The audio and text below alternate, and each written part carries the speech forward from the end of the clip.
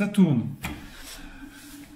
Alors, si vous prenez le Chumash Bereshit, Bereshit bara Elokim et Hashamayim ve'et haaretz, c'est celui qui s'est trompé de paracha, vous savez.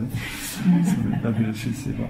Alors là-bas, il y a Rashi qui ramène un midrash, un commentaire donc de l'époque des Tanaïm, de Rabbi Yitzhak, de l'époque, donc il y a 2000 ans, et qui dit que la Torah, au lieu de commencer par Bereshit bara Elokim et Hashamayim ve'et haaretz, au lieu que la Torah commence par que Hachem a créé le ciel et la terre, elle aurait dû commencer par, on va dire en gros, la sortie d'Égypte, direct, d'accord, et même plus précisément par une mitzvah qu'on apprend, donc on va lire d'ailleurs dans les parachiotes, qu'on rajoute, vous savez qu'on rajoute, on a rajouté la paracha de Para, la para d'Ouma, donc on va rajouter aussi des psukim qui parlent de la mitzvah de sanctifier le mois, de décider quand tombe Rosh Chodesh. Parce qu'un mois dans notre calendrier peut avoir ou 29 jours ou 30 jours.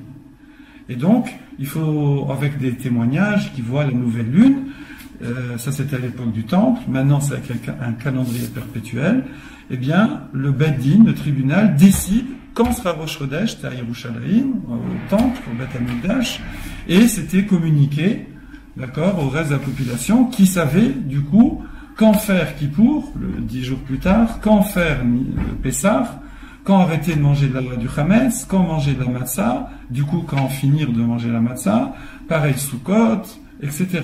D'accord? Donc cette mitzvah-là de fixer le Rosh Chodesh, le premier du mois, du coup de fixer le calendrier avec les décalages éventuels, parce que si vous fixez un mois, un autre mois, ça se cumule dans l'année. D'accord? Et aussi le réajustement par rapport au soleil, puisque vous savez qu'il y a à peu près un décalage d'11 jours et quelques entre le calendrier lunaire et le calendrier solaire. Et donc, au bout de 3 ans, en moyenne, il faut rajouter un deuxième mois de Hadar, parce que sinon, ça tournerait comme le Ramadan, par exemple, qui fait tout le tour du calendrier au fur et à mesure des années, puisqu'il y a un décalage de 11 jours, tic, tic, tic, tic, ça tourne. Donc nous, on veut garder un lien entre les fêtes et les saisons et la vie agricole, etc. Pourquoi? Rapidement, comme ça, parce que tout le monde matériel est une concrétisation du monde spirituel. Donc il ne peut pas y avoir de décalage entre les saisons, la vie agricole et les chagim. Forcément, c'est lié, d'accord? Donc, Pessah doit être toujours au printemps. C'est comme ça. C'est le Chodesh à Aviv, c'est le printemps, c'est le renouveau. Voilà. Donc, et ça, quand est-ce qu'on décide de rajouter un 11e mois? C'est pas tous les 3 ans. C'était à chaque année, les Chachamim décidaient, des fois tous les 2 ans, des fois tous les 4 ans. Alors en vérité, ils faisaient genre, ils allaient dans les champs, ils regardaient est-ce que l'hiver traîne un peu, est-ce que le printemps est précoce, et en fonction de ça, ils rajoutaient ou pas un mois de Hadar. D'accord? Mais en vérité, il y avait des raisons plus profondes spirituelles, mais ils faisaient comme ça pour que les gens s'appuient là-dessus. Mais en vérité, il y avait des raisons plus profondes. En tout cas, cette décision, quand rajouter un 11e mois, non, un 13e mois, comme dans la paye. Quand est-ce qu'on rajoute un 13e mois? Et quand est-ce qu'on décide quand est Rosh Chodesh? Lundi ou mardi, d'accord, au bout de 29 ou 30 jours. Ça, c'est le Beit Din, et cette mitzvah-là, qui a été confiée aux tribunaux, et qu'on doit nous après appliquer, d'accord, tout le peuple, eh bien, elle s'exprime dans le verset Achodesh Azeh Lachem. Voici le mois pour vous. Et cette mitzvah-là, c'est la première mitzvah qui a été donnée au Klal Israël en tant que peuple. D'accord?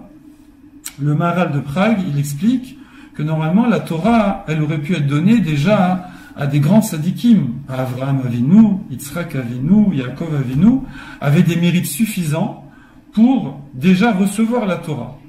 D'accord? Mais non, ils l'ont pas reçue. Ils la voyaient comme ça. Ils voyaient dans la nature les choses, parce qu'ils avaient une perception spirituelle beaucoup plus poussée que nous. Donc ils voyaient que c'est la Torah qui gérait le monde matériel, donc par la racine spirituelle des choses.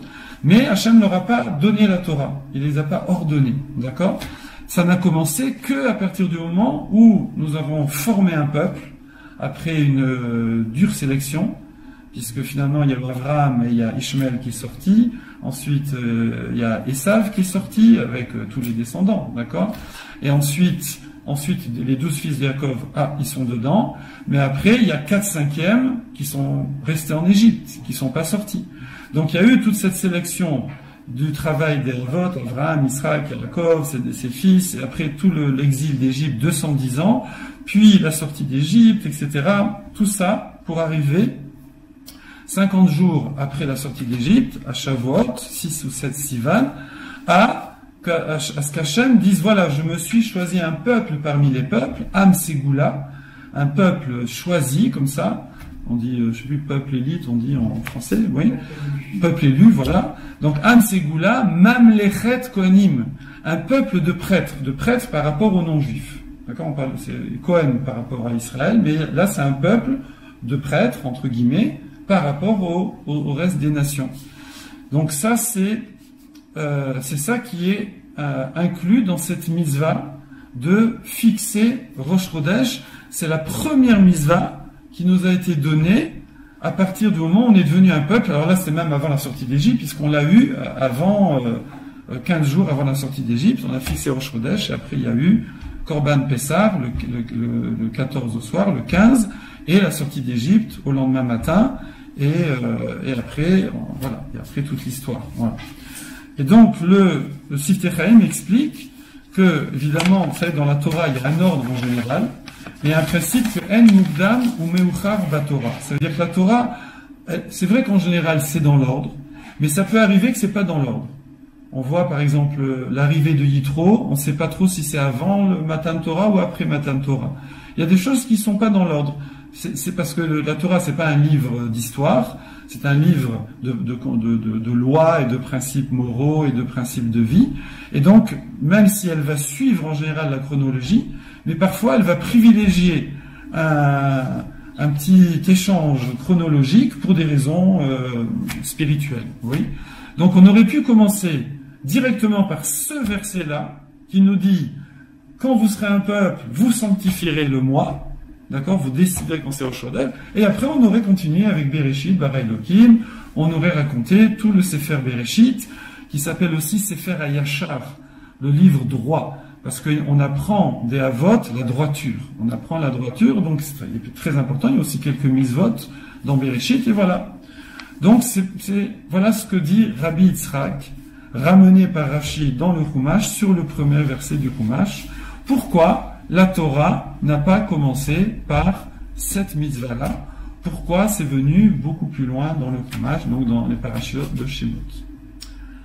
Alors, la réponse, elle est, voilà, toute la réponse, ça va être le cours. Et ça va être un des messages de Pessah du mois de Nissan. C'est qu'en fait, le sage nous explique qu'il y a eu deux création. Il y a eu la création que tout le monde connaît depuis Adam Arishon, pendant 26 générations. Il y a marqué 26 fois Odul Hashem. Pourquoi? Parce que Hashem, pendant 26 générations, il a nourri, il a entretenu l'humanité par chesed, par la bonté d'Akadosh Baruch Hu. Vous savez, dans la Magen David, il y a le triangle du haut vers le bas, qui représente l'ashpar, le flux divin vers les humains, et il y a le triangle du bas vers le haut. Oui. Pendant les 26 premières générations, donc de Adam Arishon à Noach, c'est 10, de Noach à Abraham, c'est 10, de Abraham à Moshe, c'est 6, ça fait 26 générations, c'est des longues générations, 2448 ans, c'est un tiers de l'histoire de l'humanité. Et pendant ces 26 générations, eh bien, Akadosh Baruch Hu s'est occupé de l'humanité de façon, on va dire, entre guillemets, gratuite, avec un faible lien de cause à effet entre les comportements des êtres humains et la bonté d'Akadosh Baruch Hu. C'est-à-dire qu'Hachem y donnait gracieusement. Oui. On va donner un exemple. Un petit peu comme des parents qui ont des petits-enfants. Quand les petits-enfants sont petits, on leur donne gracieusement. Ça veut dire, on va pas, vous n'allez pas dire, il rentre à l'école au CP, tu n'as pas eu une bonne note, tu manges pas ce soir, d'accord? Voilà, on fait pas ça, je veux dire. Voilà. Par contre, il y a un âge où, si à l'université il travaille pas bien et il fait n'importe quoi, il se lève à midi, etc. Toutes les histoires des jeunes là, les parents ils peuvent commencer à dire bon là c'est pas tu manges pas, c'est t'as pas la carte bleue, oui, je te prête pas la voiture, voilà. Mais donc là, on va dire dans l'image, quand les enfants sont petits, il n'y a pas tellement de lien. Qui soient gentils, obéissants, qui travaillent bien, etc. Les parents, ils s'en occupent, c'est comme ça, on s'occupe de nos enfants. Il y a un certain âge où la responsabilité, elle doit être, les jeunes doivent se prendre en charge, en main, et donc là, il y aura un lien plus étroit entre leurs actions et ce que les parents leur attribuent. D'accord? Alors c'est pareil. Dans l'histoire de l'humanité, il y a eu deux phases. La première phase, jusqu'à la sortie d'Égypte, c'est cette phase-là où Akadosh Baruch Hu, il donnait chinam, gratuitement, gracieusement, à toute l'humanité. Il y avait quand même un stop quand ça va trop loin. Il y a eu le déluge, il y a eu la tour de Babel avec les 70 langues. Bon, faut pas non plus faire n'importe quoi. Mais les êtres humains étaient, on va dire, gâtés pourris. D'ailleurs, ça leur a pas réussi, d'accord, ça sert à rien d'être gâté pourri. Mais Hachem, il leur donnait chinam, gratuitement, sans lien étroit entre la qualité de leurs actions et ce que Hachem leur attribuait. Ça, c'est la première phase de l'histoire de l'humanité qui a duré quand même plus d'un tiers. À partir de la sortie d'Égypte, c'est un changement radical, nous disent les sages, de gestion du monde. Là, maintenant, on a la Magen David, le haut vers le bas vers le haut. Ça veut dire qu'Akadosh Baruch Hu va donner en fonction de ce que nous on fait. D'accord? Maintenant, on va avoir une relation beaucoup plus étroite. Et ça commence à partir du moment où on est un peuple et on a reçu la Torah. Et là, notre comportement va fixer la gestion du monde par Akadosh Baruch Hu. Quand on se comporte bien, Hachem donne la bracha, la profusion, tout se passe de mieux en mieux. Quand Chazé Shalom, on n'est pas dans la bonne direction, alors Akadosh Baruch Hu restreint, voilà. Et à ce moment-là, on est obligé par la force des choses de se ressaisir. C'est pour notre bien. Et ça, c'est illustré, qui dit que lorsque justement Hachem nous a transmis cette mitzvah de fixer Rosh Chodesh et du coup de fixer les fêtes, oui, avec tout ce que ça représente, et aussi, bon, je vais pas rentrer dans le détail, mais il y a même des lois physiques qui vont dépendre de la fixation du calendrier, d'accord, quand on approfondit la halachot, eh bien ça, à partir du moment où Kadosh Baruch Hu nous a confié cette chose-là, alors il y a un midrash qui dit que les anges, ça veut dire donc la création spirituelle qui nous précédait, de tous les malachim, donc la cour céleste, de toutes les sortes de malachim, il y a plusieurs niveaux de malachim, d'anges, le midrash dit Amru malaché asharet lifnei Akadosh Baruch Hu. Les malachim, les anges, ils ont dit à Hachem, Ribon haolam, maître du monde, et matai ata oseh et amoadot. Quand est-ce que toi, Hachem, tu vas faire les fêtes? D'accord? C'est vrai qu'on dit que c'est pas que nous qui faisons la Torah en bas. Quand nous faisons la Torah, si on peut dire, le monde spirituel, d'accord, qui est le pendant du monde matériel, suit aussi et dans le même move, si on dirait de façon moderne. C'est-à-dire qu'Akadosh Baruch Hu, et sa cour céleste font aussi Pessah, Shavuot, Sukkot, Rosh Hashanah, c'est normal, sinon on n'est pas en phase, d'accord? Donc on est, évidemment, c'est des choses un petit peu théoriques, parce que ça veut dire quoi que Akadosh Baruch Hu et la cour céleste est dans Rosh Hashanah? Évidemment, eux ils sont pas jugés, c'est eux qui nous jugent, oui, qui sont dans Kippour, qui sont dans Pessah, il faut qu'ils soient en même temps que nous, sinon il n'y a pas de lien, oui. Sinon, les fêtes n'auraient pas leur caractère spirituel. Si dans le monde spirituel que représente Hachem et, si on peut dire, les malachim, n'étaient pas en phase avec nous. Donc, les Malachim demandent Hachem, quand est-ce que tu vas faire les fêtes, les Chagim? Et Akadosh Baruch Hu répond, Amar Lahem, il leur a dit, Ani ve'atem, nous, moi et vous, nous allons nous appuyer sur ce que les Bnei Israël vont décider. Ça veut dire ce qu'ils décident, nous faisons. Que ce soit juste ou, entre guillemets, que ce soit faux. Parce que comment ça se faisait, la fixation à l'époque? Ça se faisait avec des témoignages, avec le tribunal.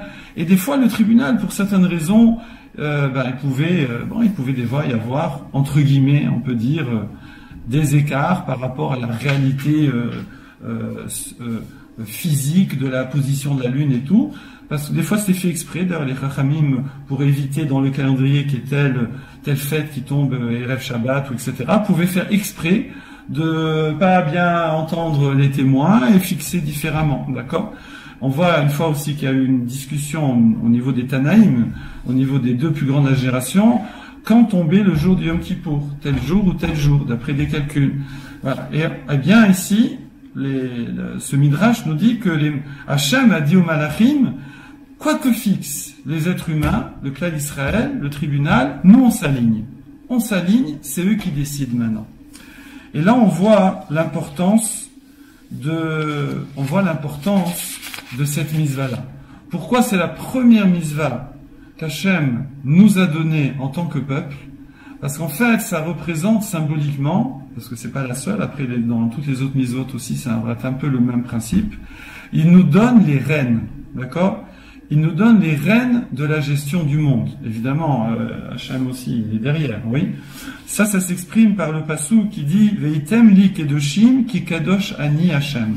Vous serez kadosh parce que moi je suis kadosh. Ça veut dire que toute la gdusha, toute la spiritualité que nous on peut mettre dans le monde, transformer le monde matériel en monde spirituel, par nos actions, nos paroles, nos pensées, d'accord ?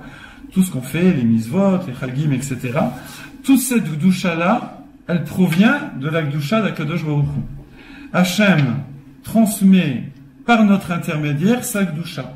Si nous, on transmet beaucoup de gdusha, Hachem nous en donne beaucoup et on la transmet et on la crée, si on peut dire. Enfin, on la crée pas puisque c'est Hachem qui nous la donne, mais on va dire comme ça, on la crée à partir de tous les actes matériels que l'on fait sur terre, nos actions, nos paroles et nos pensées. Et donc, cette mitzvah de fixer le calendrier, de fixer les fêtes, avec toutes les lois qui en découlent, c'est vraiment le symbole de la transmission qu'Hachem fait au clan d'Israël des rênes, si vous voulez, des rênes de la conduite du monde vers la finalité qu'Akadosh Baruch Hu il attend. Et évidemment, Akadosh Baruch Hu il est derrière. Si on va, ouais, c'est un petit peu comme l'auto-école, si vous voulez. C'est un peu l'auto-école. Voilà, donc c'est nous qui avons le volant et les pédales, mais bon, il y a double pédale et de temps en temps, le moniteur, il peut donner un coup de volant ou il donne une petite claque comme ça, voilà. Donc ça c'est le... non, ça se fait pas, mais voilà. Mais des fois, les sages, ils utilisent ça, ils disent quand même de Jourou, ils nous met, voilà. Ça c'est ce que représente cette mitzvah-là. Et cette mitzvah-là, donc, c'est pas juste Pessah, voilà, c'est le mois de Nissan, c'est la nouvelle façon qu'Akadosh Baruch Hu va avoir de gérer le monde à partir de la sortie d'Égypte jusqu'à la fin. Oui. Ça se traduit aussi par un très beau midrash sur Shir HaShirim. Dans Shir HaShirim, il y a un passou qui dit comme ça, les sousati berirve paro. C'est-à-dire, comme les chevaux comment on dit là, pas des carrosses là, des chars de Pharaon. Vous savez, quand l'armée de Pharaon nous a poursuivis devant Yamsouf et qu'on était coincés derrière l'armée qui arrivait, alors les chevaux, en fait, les Égyptiens, ils ont vu la mer s'ouvrir, nous ont vu rentrer dedans, c'était pas complètement idiot. Après un an de Makot, les 10 Makot, ça a duré à peu près un an, d'accord? Bon, ils commençaient quand même ils étaient quand même venus, hein. Il fallait le faire déjà, hein, de venir encore nous courir après. Donc courir après, oui, mais quand ils ont vu que la mer s'est ouverte comme ça et qu'on est rentré à pied sec, ils se sont dit waouh, là on va se prendre un bain. Donc eux, ils n'ont pas voulu rentrer. Mais ça, c'est les chevaux qui ont pris la conduite. Les chevaux en sont partis et ils n'ont pas pu les retenir. Et donc c'est ce que dit Shirachirim. C'est ce que dit Shirachirim, que la même façon que les chevaux des chars de Pharaon, ils ont pris le leadership par rapport au cocher, d'accord? Pareil, d'imitir Raïti. Mon aimé, je te fais ressembler à ça. Mon aimé, ici, dans Shirachirim, c'est nous. C'est le clan d'Israël qui est comparé à une femme qui est aimée par un homme. Hachem, si on peut dire, représente l'homme et nous, on représente la femme. Et donc, il lui dit, bref, il est en train de dire, je t'ai donné la direction. Comme un mari dirait à son épouse, voilà, je te donne la direction comme les chevaux des chars de Pharaon ont pris la direction. Voilà, c'est qui le boss? C'est madame, d'accord? Vous connaissez toute l'histoire, la fameuse histoire des deux anges qui se disputent dans le ciel. Je raconte jamais de blague, mais là, on fait une exception. On sort de Purim. Donc il y a deux anges. Il y a un ange qui dit, moi je te dis, les hommes sont encore les patrons sur terre. Et l'autre ange, il dit pas du tout, c'est les femmes qui sont les patrons. C'est fini, les hommes, ça y est, il y a longtemps que t'es plus à la page, mon vieux. Elles ont renversé, elles ont pris le pouvoir. Alors il dit, bon, on va faire des statistiques. Les 100 prochains qui montent, on va leur demander. Comme ça, on va avoir des statistiques, d'accord? Alors les 100 qui arrivent, ils leur disent, voilà, tous ceux qui sont patrons à la maison, vous mettez à gauche. Et ceux que c'est la femme qui est patron à la maison, vous mettez à droite. Il y a un seul qui se met à gauche, que c'est lui le patron, et les 99 autres maris, ils se mettent à droite, c'est leur femme la patronne. Alors là, j'ai dit, tu vois, je t'avais dit, regarde, c'est les femmes qui ont pris le pouvoir. Et alors les hommes qui sont là, ils disent au 100e, qui est le patron, il dit, hey, comment t'as fait? Il lui dit, moi je sais pas, ma femme m'a dit, tu te mets de ce côté. Voilà, vous connaissez pas cette blague, voilà. Donc ici, dans Shirachirim, qui représente l'amour d'un homme et d'une femme, l'amour entre Hachem et nous, eh bien pareil, Hachem il dit, je t'ai donné les rênes. Comme un mari donne les rênes à sa femme, je t'ai donné la direction. Ça veut dire que c'est nous maintenant, par nos actes qui sont à la base matérielle, d'accord? Voilà, on met des tefilines, on s'habille tzniut, on fait Shabbat, on mange ceci, ça on mange pas, on dit ça on dit pas, on pense ça on pense pas. Donc tout ça c'est que de la gestion matérielle, de la vie quotidienne, ou des mitzvot occasionnelles, mais par ces actes matériels, eh bien, on crée de l'Akdusha, on transmet l'Akdusha qu'Akadosh Baruch Hu nous diffuse, et on règle, si on peut dire, le débit, si vous voulez, et donc, on gère maintenant le devenir de la planète. C'est nous qui faisons l'histoire de la planète, d'accord? Quand les nations disent c'est la faute des Juifs, ils ont raison. Parce que Akadosh Baruch Hu a transmis à ce Am Ségoula, à ce peuple élu, il leur a transmis la responsabilité, maintenant, par leurs actes qui sont matérielo-spirituels, de gérer la création. Et c'est ça que représente Pessah, le mois de Nissan, et donc tout ce principe de la sortie d'Égypte et de l'élection du peuple juif et du fait qu'on est passé de 7 misot à 613 misot. Là-dessus, vous allez me dire que c'est une grande responsabilité. Et des fois, on peut être comment dire, un peu découragé, on peut être impressionné, se dire c'est difficile, et il y a des fois des gens qui ont du mal comme ça, qui perdent espoir, qui se disent j'arrive pas. Il y a des hauts, il y a des bas. Alors les sages nous disent, c'est pour ça d'ailleurs que nous sommes comparés à la Lune. D'accord? Donc non seulement le calendrier il est lunaire, et on fixe cette mitzvah-là, on la fixe le calendrier à partir de la Lune. Donc Chodesh c'est le mois, Chadash c'est nouveau parce que c'est la nouvelle lune. Pourquoi? Parce que de la même façon que la lune, il y a beaucoup de points de comparaison, mais il y en a deux ici qui sont très très jolis. La lune, elle, comme vous savez, elle disparaît et puis elle réapparaît, elle grossit, quart de lune, demi-lune, pleine lune, et après de nouveau elle rediminue. pour dire que nous aussi, c'est normal. Il y a des moments de up, il y a des moments de down, il y a des moments d'aliotes, il y a des moments d'iridotes, il y a des moments où on a la pêche. Et voilà, et on sent les choses, et on comprend.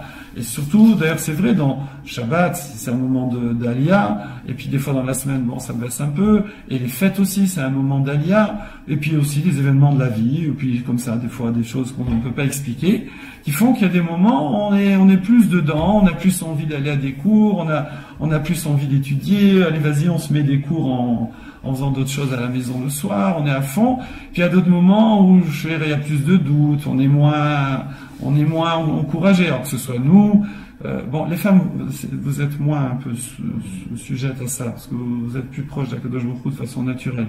Mais bon, vous le voyez chez vos maris, chez vos garçons. Chez les hommes, c'est marrant, parce que les femmes, celles qui sont normalement, qui ont un cycle par rapport à la lune, et les hommes sont pas censés être cyclés, mais en vérité, nous, on est beaucoup plus cyclés que vous, en vérité, au niveau de l'humeur, voilà. Et donc, ça, c'est les aliotes et les iridotes. Donc, vous pouvez voir peut-être dans vos garçons des moments où ils sont là, allez, ils vont Shabbat à la synagogue, et vas-y, je prie, je me lève le matin et tout. Et puis, il y a des moments, vous, la couette, d'accord? Donc, eh bien, ça, il faut pas non plus nous, c'est sûr, il faut pas déculpabiliser complètement en disant, bon, bah, c'est parfait, je laisse couler, etc.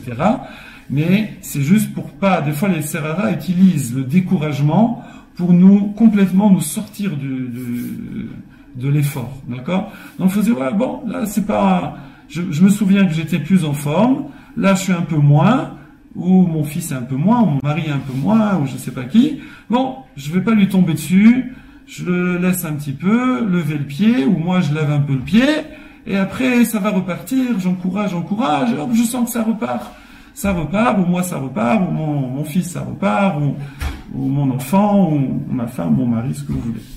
Et donc, c'est pour ça qu'on est comparé à la Lune et que notre calendrier est fixé sur la Lune. Le deuxième point aussi, c'est que la Lune, elle est pas éclairante. D'accord?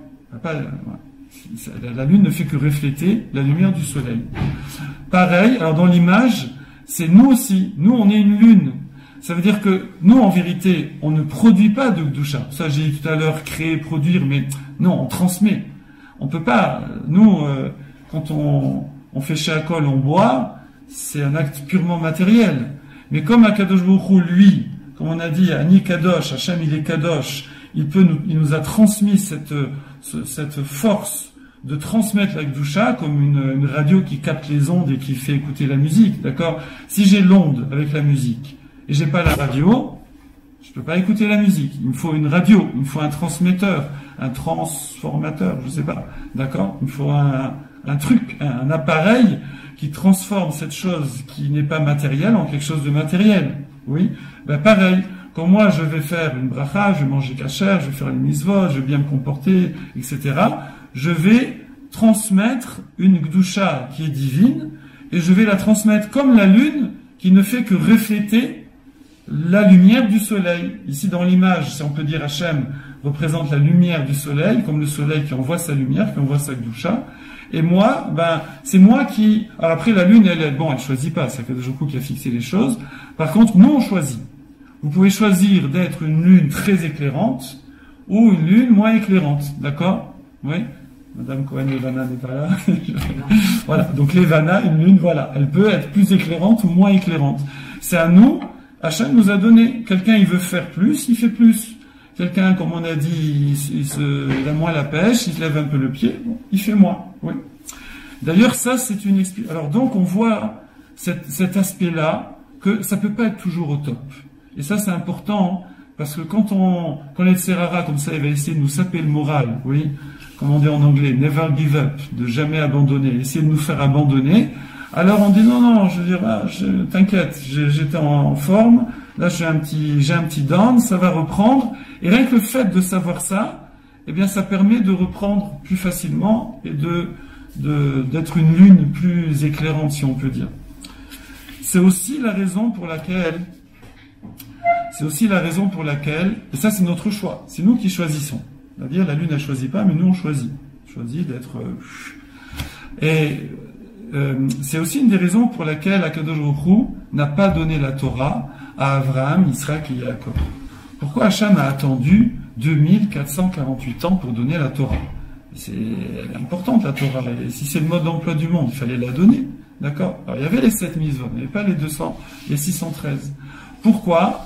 Parce que il a fallu attendre jusqu'à une maturité, on va dire, de l'humanité, que cette maturité et tout le travail cumulé depuis Adam Arishon, des Sadikim, Shem, Ever, et après Noir, Shem, Ever, et après les Avot, pour arriver, mais Touchélar aussi fait partie de cette chaîne, toute cette chalchelette, cette chaîne de Tzadikim, qui au début ne fait pas souche. Au début, même si on dit il y a l'Eshiva de Shem Ve'ever, qui est à Yerushalayim, où est allé étudier Yaakov Avinu, mais où sont les élèves de Shem Ve'ever? Voilà, il n'y a pas. Même les élèves, on dit qu'Avraham Avinu avait un certain nombre de personnes qui l'ont suivi, de talmidim, d'élèves, de fidèles. Ils ont disparu. D'accord? Donc, même dans les fils de Yaakov Avinu, les 12, ils étaient tous, on va dire, dans le coup, si on peut dire, mais après, il y a 4/5 de leurs descendants, Walou, qui sont restés en Égypte, qui n'ont pas continué.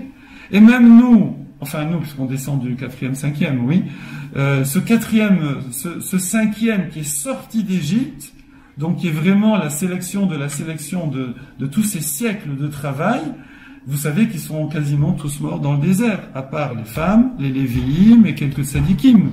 Donc ils sont pas rentrés en Eretz Israël. Bon, c'est leurs descendants. Mais on voit qu'il y a eu, c'est comme on dit, c'est le creuset où on va purifier l'or. L'Égypte a été le creuset pour purifier, pour qu'Hachem se forge ce peuple. Et donc ça, c'est un long travail. Et donc ça, c'est pour ça que Hachem n'a pu donner la Torah que à un peuple comme ça, où on dit qu'il y a 600 000. Alors, désolé, hein, je veux dire, c'est pas comme dans l'histoire avec les 2 anges, mais le nombre, c'est le nombre d'hommes entre 20 ans, de plus de 20 ans. C'est comme ça qu'on compte. Donc, les femmes sont satellites des hommes. Bon, voilà. Donc, il fallait arriver à une sorte d'armée céleste humaine, parce qu'on parle aussi de l'armée céleste des anges. Il fallait arriver à une armée céleste humaine de 600 000 âmes masculines avec leur famille autour. D'accord? On va dire pilote et copilote. Vous êtes copilote? Non. Oui? Ça va? Vous ne jetez pas des tomates, rien? Ça va? Bon, ok, ça marche, ça passe. C'est passé. Et donc, tant qu'on n'était pas à 600 000, Hachem ne pouvait pas nous donner la Torah. Et on dit après qu'il y a une lettre qui correspond, en vérité, si on compte les lettres, il n'y a pas 600 000, et c'est l'explication plus profonde, mais la Torah, chacun va avoir, entre guillemets, une part de Torah spécifique, et le Gaon de Vilna explique pourquoi c'est ça. Pourquoi il fallait attendre ce niveau de maturité de ce peuple pour donner la Torah au peuple juif et indirectement à l'humanité, évidemment. Pourquoi? Parce que Avraham Avinu, Yitzhak Avinu, Yaakov Avinu, ils étaient à un niveau qu'on peut même pas imaginer. Ils étaient incroyables, d'accord, comme Moshe Rabbeinu et tout. Mais même eux, ils pouvaient pas tout faire. Ils pouvaient pas, on veut dire, faire 100%. Et donc, il faut arriver à un peuple de 600 000 hommes, parce que nous, on fait 100%, mais à 600 000. Il fallait qu'on soit assez nombreux comme une pièce de puzzle. Vous avez des grosses pièces de puzzle qui sont énormes comme ça, mais ça peut pas faire un puzzle entier. Bon, l'image, elle est pas géniale. Bon. C'est-à-dire, bref, les Avot ne pouvaient pas faire tout le travail seuls. Il fallait que ce soit un travail collectif, et pour ça, il fallait arriver à une certaine dimension qui s'appelle 600 000. C'est 600 000 et quelques en vérité. Et là, à partir du moment où on est arrivé à cette dimension-là, on est capable, de façon collective, de faire la Torah. Et ça aussi, c'est un troisième aspect. On retient 3 aspects ici. Premièrement, c'est normal qu'il y ait des ups et des downs. C'est normal, d'accord? Diastole, systole, etc. D'accord? Le jour, la nuit, etc. Tout est cyclique. On peut pas être toujours, c'est pas possible. Ensuite, on n'est que le reflet de la Gdusha qu'Akadosh Baruch Hu nous envoie, mais chacun peut décider combien il va produire, entre guillemets, vous voyez ce que je veux dire, mais il va transmettre, d'accord? Et troisième chose, c'est un travail collectif. Faut pas s'angoisser.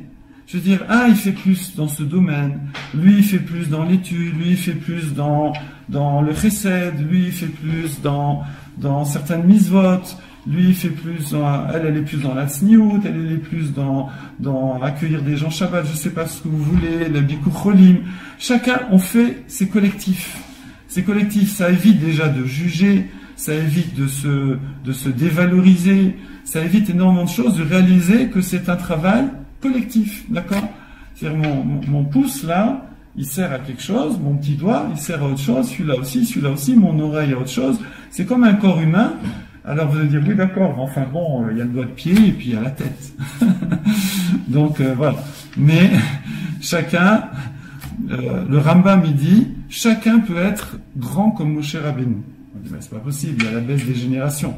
C'est-à-dire, si moi je fais ma part à moi, voilà, moi de Yitzhak par-ci, je suis comme Moshe Rabbeinu. Si moi, petit doigt, je fais mon travail de petit doigt, je suis comme le cerveau qui fait son travail de cerveau. Parce que Hachem n'a pas donné au petit doigt le travail du cerveau, et le cerveau peut pas faire le travail du petit doigt. Vous savez, le cerveau, il peut pas me gratter l'oreille, oui. Et c'est très gênant, si je peux pas me gratter l'oreille. Voilà. Donc, voilà. Donc, il y a ces trois aspects-là. Un, up et down, ne pas culpabiliser. Deuxièmement, on a dit, c'est moi qui choisis combien je vais refléter la lumière divine, si on peut dire. Et troisièmement, c'est collectif. On fait ça ensemble. C'est pour ça que on fait la bracha sur la lune chaque mois. Chaque mois, on fait la bracha sur la lune. Par contre, sur le soleil, on fait pas. Alors, on fait pas chaque mois, même pas chaque an. On fait quand même. Il y a une bracha sur le soleil. Vous saviez, tous les combien? On peut en voir à peu près 3, peut-être 4 dans sa vie. Tous les 28 ans. Voilà, 4 fois 28, ça fait presque 120. Voilà, 3 c'est bien. Donc, tous les 28 ans, ça c'est quelque chose d'inimaginable, que Hachem nous a transmis dans la Torah.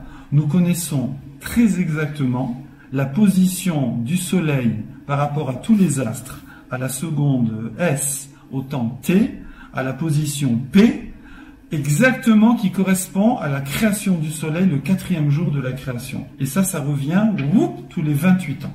D'accord? Donc tous les 28 ans, on fait la bracha sur le soleil. C'était il y a, je me souviens plus, il y a peut-être 10 ans.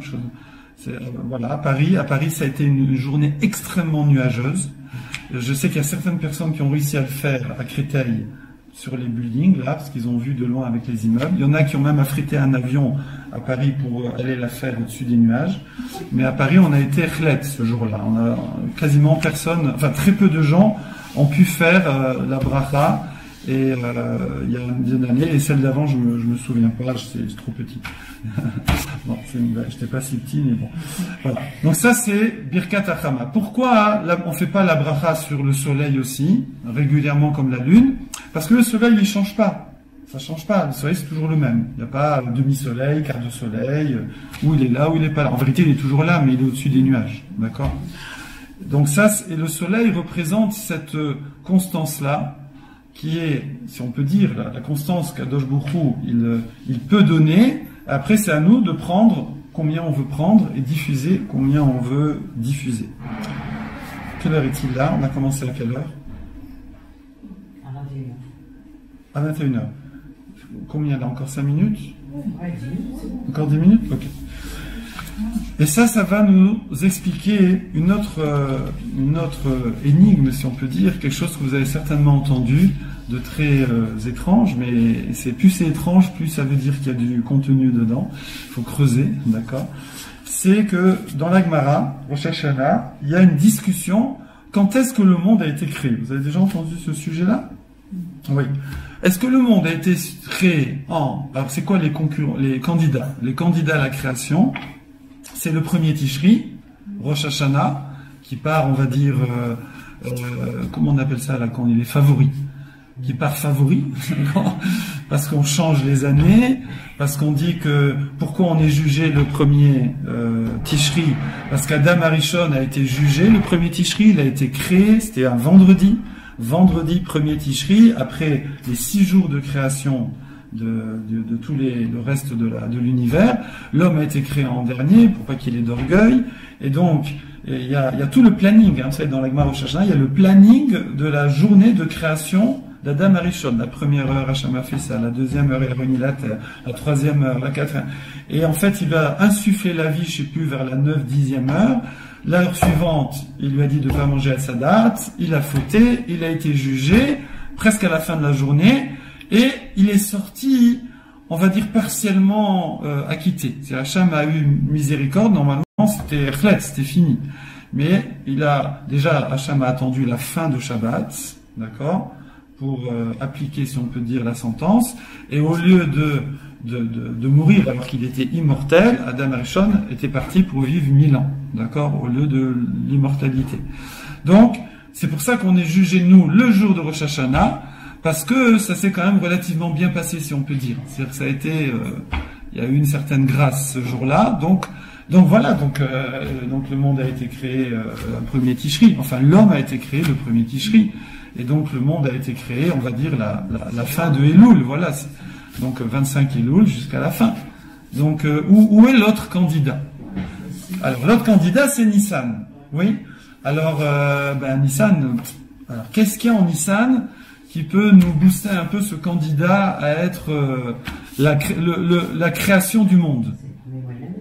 Alors bravo, c'est le premier mois de l'année. Parce que vous savez que dans la Torah, il n'y a pas marqué Nissan, Tishri. Non, là, ça c'est en Babylonie que les sages ont donné ces noms-là. C'est marqué le premier mois, le deuxième mois. Tishri, c'est le 7e. Nissan, c'est le premier. Donc c'est le premier mois. Il y a un truc, d'accord? Ensuite, quand on compte les années de règne d'un roi Israël, juif, on les compte à partir de Nissan. Ça veut dire un roi qui commence en Hadar, en Nissan, il est en 2e année. D'accord? S'il a déjà fait un mois de l'année d'avant, parce que c'est à Nissan que ça tourne.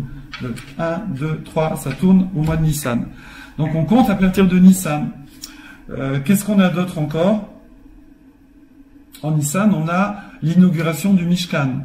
À Kadosh Baruch Hu, le Mishkan était prêt le 25 Kislev. On est sorti d'Égypte en Nissan. Après, il y a eu le faute du Vaudor le 17 Tammuz. Ensuite, Moshe Rabbeinu est remonté. Il est remonté le Rosh Chodesh Elul, 40 jours. Il est redescendu le 10 Tishri. C'est pour ça qu'il y a Yom Kippour. Et ensuite, 5 jours après, Moshe Rabbeinu a donné l'ordre de préparer tous les matériaux pour le Mishkan. Et tout était prêt. On aurait pu monter le Mishkan le 25 Kislev 2449. Puisqu'on est passé de 48 à 49 à Rosh Hashanah. Et Hachem, il a dit non, bon, on remboursera avec le 25 Kislev de Hanouka plus tard, mais je garde pour Nissan. Donc Nissan a été le début du temple. Le temple, le tabernacle portatif, mais qui va donner plus tard le Beth Amikdash. Donc on voit, voilà, donc il y a des éléments pour dire que Nissan aussi correspond à la création du monde, mais enfin bon, ça reste que pour nous c'est Tishri, quoi. C'est Tishri, oui. Alors Tosfot il pose, il y a plusieurs sources dans la Gemara, et à la fin les Rishonim, l'explication qui est donnée, je vais directement au résultat final, c'est que Hachem a pensé créer le monde. Ça veut dire c'est une création Koar, ça veut dire en potentiel.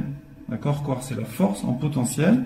Il a pensé à créer le monde en Tishri, mais il a créé en Bepoal, ça veut dire en action, en matériel, en Nissan. Oui. Alors, le Sifti Chaim, il explique, pour comprendre ça, il faut se décaler un peu par rapport à nous, êtres humains. Alors, on ne peut pas comprendre Hachem, mais on essaye un petit peu. C'est-à-dire, si moi je pense, si je pense, si vendredi vous pensez faire une dafina ou un chulans, oui, on sent rien. Vous pensez faire une dafina, il se passe rien. Il n'y a rien à manger. Je veux dire, si vous avez fait que penser, c'est biscuit. C'est-à-dire, on sort des biscuits, d'accord? Il n'y a rien, oui. Mais quand Akadosh Baruch Hu, il pense, si on peut dire, quand Hachem, la pensée divine, la machashava divine, c'est parce qu'on dit qu'Hachem a tout créé par la parole, mais en vérité, c'est la parole est l'expression de la pensée. Quand Hachem y pense, ça crée. mais ça crée en virtuel, d'accord? Alors, c'est vrai qu'avant, ça aurait été compliqué d'expliquer ça. De nos jours, finalement, on peut expliquer ça facilement, parce qu'on est dans un monde très, très virtuel, oui. Il y a beaucoup de choses qui sont virtuelles, et même les hologrammes, par exemple, on peut pas les toucher, mais on voit avec le relief. Il y a même l'impression, quelqu'un m'a expliqué, un de mes élèves, il fait de l'impression imprimée en 3D. Il m'a expliqué ça, je suis tombé baba. J'ai vu à Strasbourg une statue qui a été fabriquée comme ça. Donc on crée tout le modèle en numérique, en virtuel, donc il n'existe rien. Et après on fait, donc ça c'est relié à des machines avec des espèces comme de la colle là, avec des tuyaux, enfin il m'a expliqué très simplement, et on fait Enter, on entre, bon j'ai un peu simplifié le truc, et en fait au lieu d'imprimer avec un stylo en 2D sur une feuille, eh bien ça va faire du relief, ça va faire un bonhomme par exemple, un objet, voilà, un vase, un truc, ce que vous voulez, un bras, voilà, imprimé en plastique, d'accord, avec des buses là qui vont injecter le plastique, le fil, et ça va faire une forme. Donc si on peut dire, voilà, pour donner une image, c'est qu'en fait, Akadosh Baruch Hu, comment comprendre création en Tishri ou création en Nissan?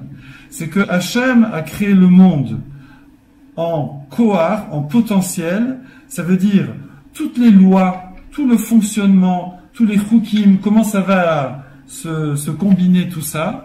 D'accord? Tout ça, ça a été créé déjà en Tishri. D'accord? Donc c'est comme si c'était là en vérité. Par rapport au monde spirituel, c'est comme si c'était là. Mais ça va se réaliser pratiquement dans les faits, dans le matériel, en Nissan. Alors ça, c'est une façon de comprendre. Et nous, avec ce qu'on vient de dire, on va donner une autre explication, qui est que le monde a été créé effectivement en Tishri, mais il a été transmis.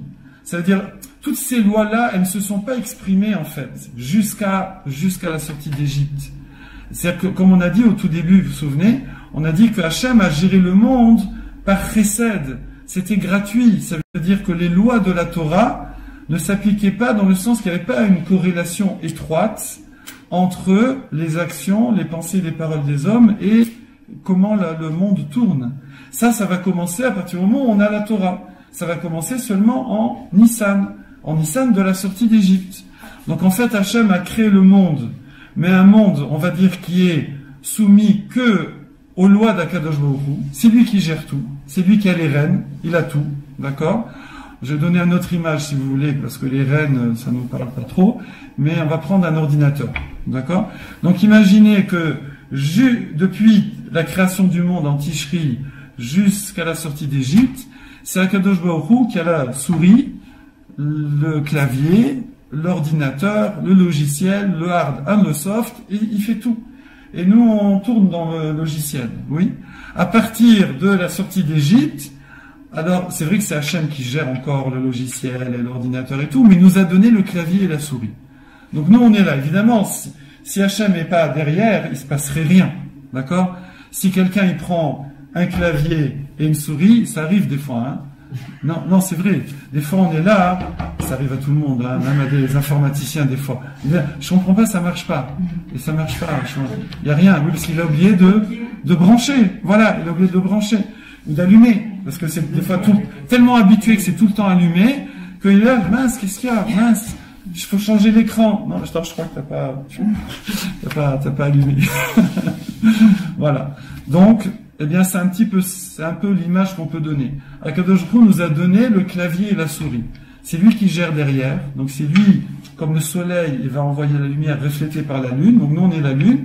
Donc, pareil, ici, on va être celui qui maintenant transmet, qui fait que toute cette logique, toute cette logistique, toutes ces lois-là, qui sont gérées par la Torah, par Akadosh Baruch Hu, elles vont prendre corps, elles vont s'exercer dans la pratique par nous. D'accord? Donc, qu'est-ce qui sort de là? Je vais conclure avec ça. Il sort de là une big responsabilité. C'est qu'on doit sentir qu'en Nissan, qu'on a dit tout à l'heure qu'en Nissan, chaque fête est un moment propice pour réaliser quel est le don, quel est ce potentiel spécial que nous avons et que on peut rebooster, réveiller à chaque fête. Et là, il faut réaliser, voilà, vous aviez raison, que on n'a pas été assimilé, on est sorti de l'esclavage, on a reçu la Torah, on est allé en Eretz Israël, on a fait l'Alia, c'est les Mouna, c'est tout, mais il faut réaliser qu'Akadosh Baruch Hu nous a donné les rênes, il nous a donné maintenant la gestion du monde. Hachem a dit, c'est plus moi qui vais éclairer directement le monde, c'est vous, par reflet. C'est pour ça qu'on s'appelle Israël, Sar d'Hachem, prince d'Hachem. Parce que quand quelqu'un, il se dit, moi je suis lambda, je suis incognito, donc il peut faire les bêtises qu'il veut. Je veux dire, sans qu'il fait attention, donc il se met là, il se prend une bassine, il se balade dans la rue. Je veux dire, si c'est un bonhomme comme ça, bon, ça va un peu amuser les gens, mais ça fait rien de spécial. Mais si c'est le roi qui fait ça, si c'est le prince, je vais pas citer des noms, mais genre un président qui sortirait dans la rue avec une bassine, je veux dire, ça ferait beaucoup de bruit. Je veux dire, vous voyez, même à la limite, voilà, je pense, voilà, bon, si moi je prends une bassine et je sors ici, on va juste croire que je sais pas, j'ai oublié ma kippa. Je veux dire, ça va pas faire un gros truc, ça va pas faire le buzz. Mais imaginez que c'est quelqu'un d'autre, le président qui sort avec une bassine, c'est la planète entière va le savoir. Je pense qu'il sera plus président d'ailleurs du coup. Voilà. Donc nous, on doit réaliser qu'on est Israël, Sar d'Hachem, prince d'Hachem. C'est-à-dire qu'Akadosh Baruch Hu nous a donné cette responsabilité, ce rôle qui est énorme. Alors c'est pas pour se la jouer, c'est pas pour s'enorgueillir, c'est pour faire le travail qu'on a à faire. Voilà ce que je voulais partager avec vous sur Nissan, faire le ménage dans notre tête. Voilà. Excusez-moi, mais ça va aussi à l'encontre dans l'autre sens. Si jamais on se comporte mal, le monde Tout à fait. Ça a aussi un impact dans l'autre sens. Oui, tout à fait. Alors, Baruch Hashem, Akadosh Baruch Hu, il fait pas mesure pour mesure. C'est vrai, on dit qu'Amida, qu'Eneged Mida, mais avec beaucoup de chesed. Donc, c'est vrai qu'avant, on va dire, il y avait quasiment très peu de relations entre l'acte des êtres humains et la gestion d'Hachem. Maintenant, il y a une relation étroite, mais ça reste encore, bon, Hachem très généreux. Dès qu'on fait on lève le petit doigt, Hachem, il nous donne énormément, d'accord? Je cite ça souvent, bon, non, c'est un peu rastratique, mais une fois, j'ai dans un sefer, il dit que tout ce qu'on fait de bien sur Terre, ça suffirait même pas à payer, si on peut dire, le soleil qu'on reçoit pendant notre vie. Rien que cette bonté. Là, on a eu 2 semaines, là, hein, on a fait le plein. Hein. J'espère que vous avez fait le plein, parce que la semaine prochaine, c'est pas du tout le cas. Mais rien que recevoir les rayons du soleil, cette bonté-là qui est extraordinaire, et ben ça, le rayon du soleil que quelqu'un reçoit dans sa vie, tout ce qu'il peut faire de bien, ça suffirait pas pour payer déjà ça. Et pour Hachem, on reçoit plus que ça. On reçoit pas que ça. On a aussi le café, on a beaucoup de choses, voilà. Donc, de jour nous donne Bérévar, voilà. Mais il faut quand même qu'on fasse notre travail et qu'on soit conscient de notre responsabilité. Et Pessah, c'est un moment propice pour réaliser ça et essayer d'être le plus à la hauteur possible, en sachant qu'il y a des ups, il y a des downs, et de ne pas laisser tomber quand on voit que ça ne va pas comme on veut. C'est la question. Excusez-moi, quand vous avez dit qu'il y a qu'un cinquième qui est sorti d'Égypte, oui. Le 4/5e qui est resté en Égypte, c'est les personnes qui sont décédées pendant la plaie. C'est ça, c'est ça, exactement. Les briques, les enfants dans les briques. Oui, exactement. C'est ça. C'est ça, exactement. Oui, tout à fait. Pas des gens qui n'ont pas voulu sortir. Alors en fait, c'était la seule condition, c'est ça, c'était vouloir sortir. Ceux qui voulaient sortir, parce qu'on voit qu'il y a certains sont sortis, il y en a un qui est sorti avec une Avodazara cachée dans son manteau. Donc apparemment, la sélection, c'était juste j'y vais ou j'y vais pas. C'était ça. Bon, ce qui est quand même pas évident parce que vous savez, ça aussi, c'est un des moussards, une des leçons de la sortie d'Égypte qui est très forte. on voit ça dans notre vie tous, hein, c'est la mémoire de l'homme, elle est très courte. C'est-à-dire qu'ils ont été un esclavage qu'on peut même pas imaginer, d'accord, sans les midrashim, c'est affolant. Pharaon, il se trempait dans du sang de bébé, je veux dire, personne n'osait faire ça, si je puis dire. Eh bien, et après, pendant 1 an, il y a eu les Makot, donc là on a été un peu à l'aise pendant 1 an, et ça y est, on a qui voulaient plus sortir. Ça y est, en 1 an, ça a été oublié. Je vais pas enregistrer ça, mais